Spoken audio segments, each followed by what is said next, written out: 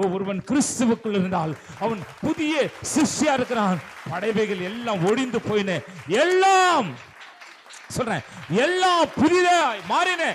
கவனிங்க தேவ பிள்ளைகளே, இந்த மாசத்துல உங்களுக்கான வருகை, உங்களுக்கான ஆசீர்வாதம், உங்களுக்கான நன்மை எல்லாம் உங்கள் வீடு தேடி வரும். நீங்கள் ஒன்றிலும் குறைவோடு இருக்க மாட்டீங்க. ஏனென்றால் நீங்கள் நீர்க்கால்கள் ஓரத்தில் நடப்பட்டு தன் காலத்தில் தன் கனியை கொடுத்து இலை உதராது இருக்கிற மரத்தை போல இருப்பீர்கள். நீங்கள் செய்வது வாய்க்கும். நான் சொல்றேன், ஒன்றிலும் தடையாகாது.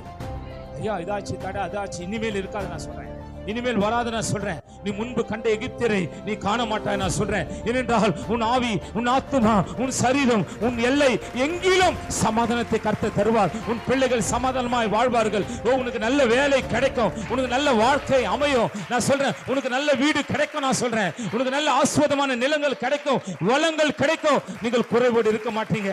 தேவன் உங்களை விசாரிக்கும் போது அந்த கூடாரத்தில் குறை ஒன்றும் இருக்காது.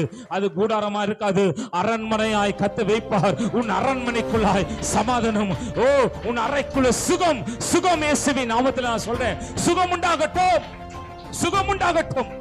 உன் வீடெல்லாம் விலையுயர்ந்த பொருட்களினாலும் நிரம்பி இருக்கட்டும். நான் சொல்றேன், வாங்கிக் கொள்ளுங்க, வாங்கிக் கொள்ளுங்க. உன் வீடு நிரம்பி இருக்கட்டும். இனி பழைய பொருள் ஒன்னும் உன் வீட்டுல இருக்காது. நான் சொல்றேன், பழைய பெட்டு, பழைய கட்டில், பழைய பீரோ எதுவுமே நீங்க பார்க்க மாட்டீங்க.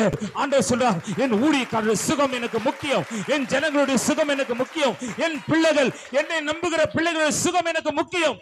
அவள் ஆரோக்கியமாய் வாழ வேண்டும். பெஸ்ட் ஃப்ரூட் நீங்க தான், ஃபர்ஸ்ட் ஃப்ரூட் நீங்க தான். தேசத்தின் விளைச்சல் முதன்மையானது உங்களுக்குரியது.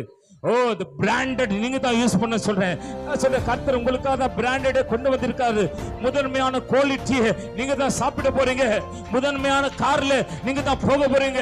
பெரிய வீட்டில நீங்க தான் வாசமா இருக்க போறீங்க.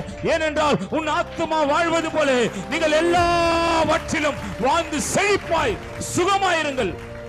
அது கர்த்தருடைய திட்டமா இருக்கிறது. ஹல்லேலூயா. நீங்கள் ஒன்றிலும் குறைபட மாட்டீங்க. நான் சொல்றேன், நீ ஒன்றிலும் குறைபட மாட்டீங்க. நான் இந்த வைரக்கமா இந்த வார்த்தைகளை பேசுகிறேன்.